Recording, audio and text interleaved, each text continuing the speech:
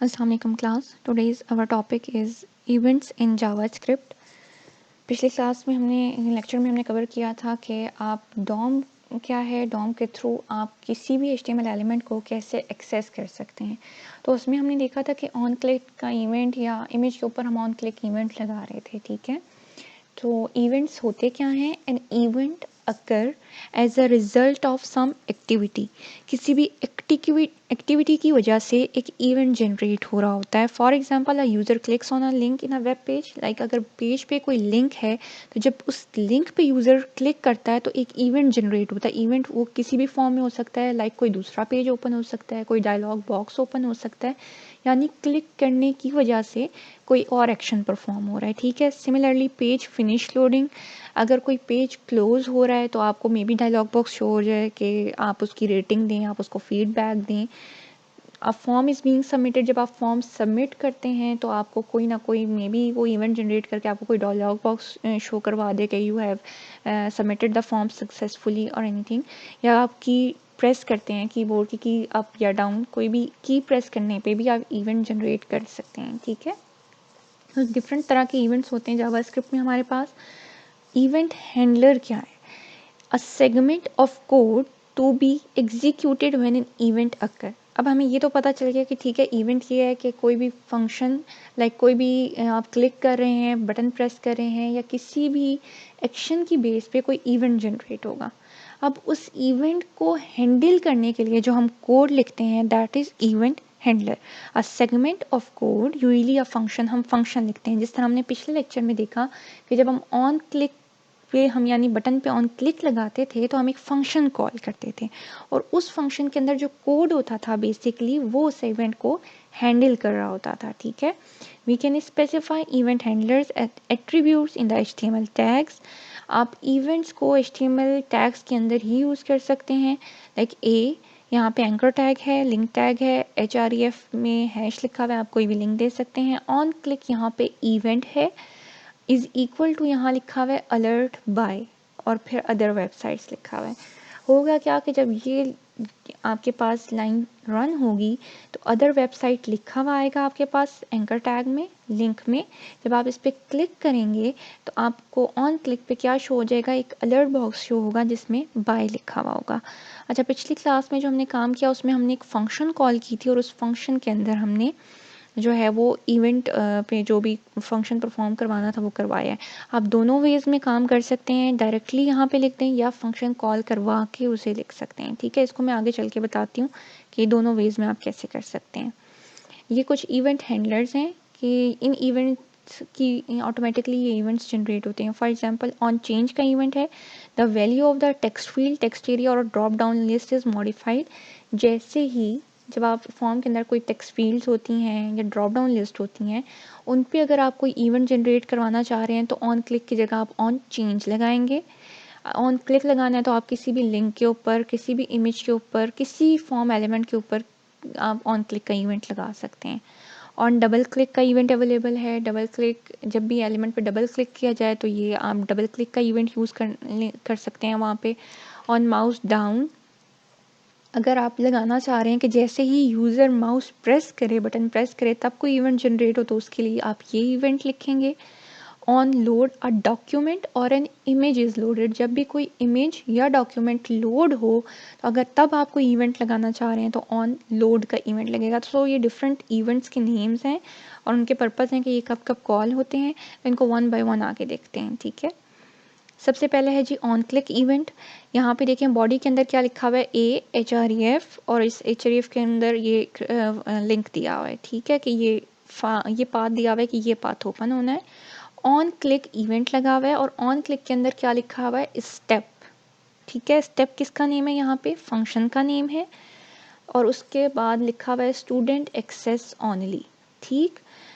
अब स्टेप के फंक्शन के अंदर यहाँ पे देखें जावा स्क्रिप्ट के टैग के अंदर ये स्क्रिप्ट का टैग है, फंक्शन का नाम हमारा स्टेप था, फंक्शन यहाँ कीवर्ड है। जो आप फंक्शन का नेम यहाँ देते हैं चाहे वो कैप्स में है, स्मॉल में है, एग्जैक्ट उसी स्पेलिंग के साथ और उन्हीं लेटर्स के साथ आपने यहाँ पे लिखना होता है।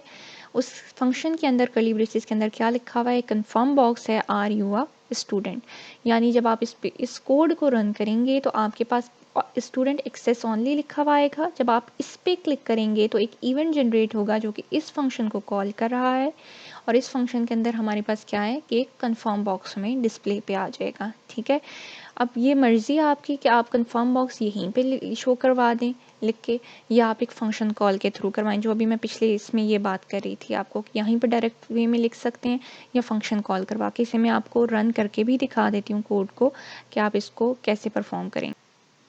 अच्छा जी, यहाँ पे देखें वही मैंने कोड लिखा हुआ है। बॉडी के अंदर मेरे पास क्या है, एक एंकर टैग है, उसके ऊपर वही फंक्शन लगा हुआ है on click step, student access only लिखा हुआ आएगा।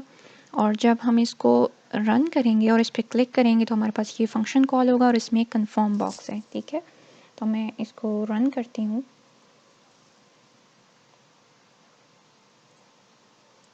स्टूडेंट एक्सेस ओनली लिखा हुआ आ रहा है। अब मैंने इसके ऊपर क्लिक किया तो यहाँ पे मेरे पास क्या शो हो रहा है, are you a student, okay.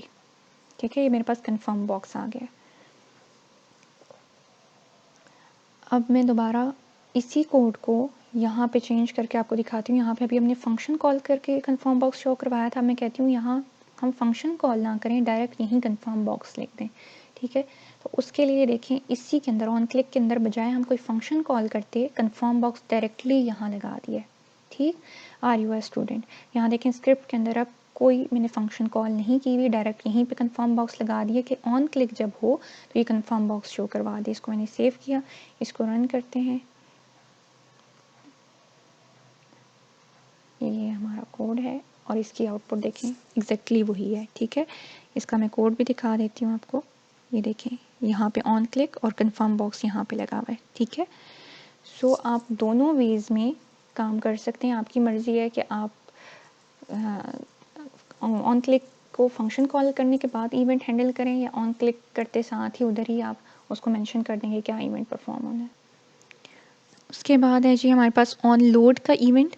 On load का इवेंट क्या कर रहा होता है कि जैसे ही कोई इमेज या पेज लोड होता है और उसके ऊपर अगर आपने कोई फंक्शन परफॉर्म करना हो तो वहाँ आप ऑन लोड का इवेंट यूज़ कर सकते हैं। फॉर एग्जांपल यहाँ पे क्या हो रहा है कि हमारे बॉडी के अंदर क्योंकि जैसे ही पेज लोड होता है तो बॉडी से आपका जो भी वेब पेज डिस्प्ले हो रहा होता है वो बॉडी के टैग के अंदर से हो रहा होता है। ठीक है, स्टार्ट होता है तो बॉडी के ऊपर आप ऑन लोड लगाएंगे और ऑन लोड पे हमने ये इवेंट का नेम है, यहाँ अलर्ट, इसके अंदर क्या लिखा है, alert welcome to this page. अच्छा, ये आपने ध्यान रखना है कि जब यहाँ पे आप अलर्ट या कन्फर्म बॉक्स लगाएंगे तो यहाँ आपने फिर इस पेरेंथेसिस में सिंगल कोट यूज़ करना है। ये दरमियान में जो टेक्स्ट लिखेंगे यहाँ पे सिंगल कोट होगा। ठीक है, ऑन लोड अलर्ट लिखा हुआ है welcome to this page, inverted commas close. On unload एक और इवेंट है। अनलोड कब कॉल होता है, जैसे ही पेज ब्राउज़र पे पेज बंद करते हैं आप। ठीक है, अलर्ट शो करवा दे thanks for visiting this page. सो यहाँ पे हमने दो इवेंट्स लगाए हुए हैं बॉडी के टैग के अंदर, एक ऑन लोड का इवेंट है और एक ऑन अनलोड का इवेंट है।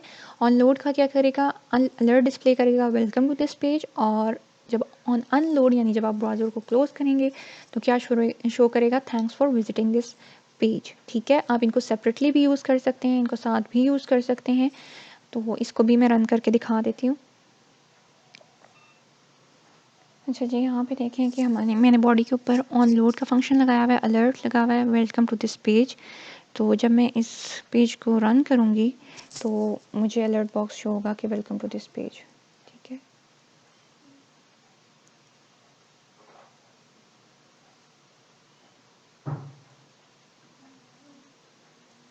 ये आ गया वेलकम टू दिस पेज। ठीक है, तो ऑन लोड जैसे ही मैंने पेज लोड किया मेरे पास ये अलर्ट बॉक्स डिस्प्ले हो गया। उसके बाद है जी on mouse over and on mouse out की इवेंट्स। हेडिंग पे क्या लगा हुआ है, ऑन माउस ओवर, और इज़ इक्वल टू डाल के लगा हुआ है style dot colour is equal to red. ठीक है, कि जैसे ही इस हेडिंग के ऊपर, हेडिंग में लिखा हुआ क्या आएगा, माउस ओवर दिस टेक्स्ट। जब मैं माउस ओवर का फंक्शन क्या कर रहा है, इवेंट क्या कर रहा है कि जैसे ही मैं इस टेक्स्ट के ऊपर माउस लाऊं, कर्सर लेके आऊं, तो उसका स्टाइल डॉट कलर यानी उसके कलर को, फॉन्ट कलर को क्या कर दे, red. On mouse out style dot colour black, और जब मैं कर्सर हटाऊं तो वो क्या कर दे, उसको ब्लैक कर दे। तो ऑन माउस ओवर और ऑन माउस आउट के इवेंट आप सेपरेटली भी यूज़ कर सकते हैं, साथ यूज़ करना चाहें तो साथ भी कर सकते हैं। इनको भी मैं आपको करके दिखा देती हूँ। ओके जी, अभी इस कोड में हमारे पास क्या हो रहा है, ये मैं ऑन लोड वाला हटा देती हूँ, ठीक है। बॉडी के अंदर हमारे पास क्या है, एक हेडिंग ली हुई है मैंने, और उस हेडिंग के ऊपर ऑन माउस ओवर का इवेंट लगाया हुआ है, ठीक है। ऑन माउस ओवर पे मैंने क्या लिखा हुआ है, डायरेक्ट लिखा हुआ है। अब यहाँ फंक्शन कॉल नहीं की हुई, ठीक है। ऑन माउस ओवर यानी जैसे ही माउस लेके आएंगे आप टेक्स्ट के ऊपर, तो स्टाइल डॉट कलर यानी उसका फॉन्ट कलर क्या कर दे, रेड। और यहाँ पे आपने देखना है कि ये सिंगल कोट में लिखा है, उसके बाद डबल कोट क्लोज हो रहा है, ठीक है। आईडी यहाँ मैंने हेड दे दी है, उसके बाद लिखा हुआ है ऑन माउस आउट, और ये मैं आपको डायरेक्टली करके दिखा रही हूँ, यहाँ पे मैं फंक्शन कॉल के थ्रू करके दिखा रही हूँ, ठीक है।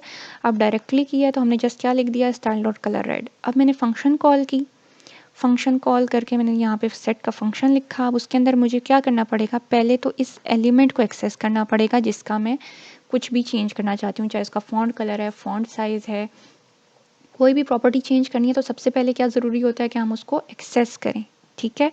तो सबसे पहले हमने क्या किया, document dot gate element by ID head, यहाँ पे मैंने इसकी आईडी क्या रखी थी, हेड। तो मैंने इस आईडी के थ्रू इस एलिमेंट को एक्सेस किया, उसे एक्स में स्टोर करवाया, फिर लिखा जी x dot style dot colour is equal to blue, यानी जब माउस आउट में इस टेक्स्ट के ऊपर से माउस हटाऊंगी तो उसका फॉन्ट कलर क्या कर दे, ब्लू। अब यहाँ पे देखिए हमने सिंपल एक स्टेटमेंट में इस चीज़ को कर दिया था, और यहाँ पे पहले उसको एक्सेस किया है फिर उसको चेंज किया है। दोनों तरीक़ों से काम हो सकता है, आपकी मर्ज़ी, आप इस तरह कर लें या इस तरह कर लें, ठीक है। इसको अब रन करके देखते हैं। तो यहाँ पे देखिए जब मैं कर्सर ला रही हूँ तो कलर रेड हो रहा है, कर्सर हटा रही हूँ तो ब्लू हो रहा है, ला रही हूँ तो रेड। तो दोनों तरीके आपके पास, दोनों आप यूज़ कर सकते हैं, ठीक। उसके बाद है जी ऑन सबमिट का इवेंट। ऑन सबमिट यूज़ होता है फॉर्म्स के साथ। यहाँ पे लिखा हुआ है फॉर्म, एक्शन आपकी मर्ज़ी है कुछ भी लिख दें, मेथड यहाँ पे पोस्ट लिखा हुआ है, और यहाँ पे एक इवेंट लगाया हुआ है ऑन सबमिट का, ठीक है। यानी जैसे ही आप फॉर्म फिल करेंगे और उसमें सबमिट का बटन प्रेस करेंगे तो ऑन सबमिट का इवेंट कॉल होगा, जो कि एक फंक्शन को कॉल कर रहा है वैलिडेट के नाम से, और ये एक वैल्यू रिटर्न कर रहा है, ठीक है। बेसिकली हम रिटर्न क्यों करवा रहे हैं कि फॉर्म वैलिडेट होने के बाद आप चेक करें कि उसमें आया कि फॉर्म एक्यूरेटली फिल आउट हुआ है या नहीं। अगर एक्यूरेटली फिल आउट हुआ है तो वो ट्रू रिटर्न करेगा, अदरवाइज फॉल्स रिटर्न करेगा, और अगर फॉल्स करेगा तो आपको रीसबमिट करना पड़ेगा, और अगर ट्रू रिटर्न करेगा तो वो फॉर्म सबमिट हो जाएगा। फंक्शन वैलिडेशन कैसे करनी है मैंने आपको पिछले लेक्चर में भी बताया था। लाइक वो जो एग्जांपल थी, if x is greater than 8 और एक्स इज़ लेस देन 2, और x is not a number, यानी अगर एक्स नंबर ही नहीं है, लेस देन 2 है या ग्रेटर देन 8 है, तो वो आपकी इनपुट इनवैलिड है, अदरवाइज वैलिड है। तो उसी फॉर्म से आप उसी तरीके से आप इधर भी फॉर्म की वैलिडेशन करके कोई वैल्यू रिटर्न करेंगे जो यहाँ रिसीव होगी। अगर ट्रू है तो फॉर्म सबमिट हो जाएगा, अदरवाइज नहीं होगा। सो ये आज का लेक्चर था जिसमें हमने इवेंट्स को डिस्कस किया कि जावास्क्रिप्ट में आप इवेंट्स कैसे लगा सकते हैं। बहुत सारे इवेंट्स आपको ऑनलाइन मिल जाएंगे, यहाँ पे मैंने कुछ आपको एग्जांपल्स के थ्रू बताए हैं। तो आप इस लेक्चर को पढ़ें, और कोई भी चीज़ नहीं समझ आती तो आप लोग फिर बाद में पूछ सकते हैं।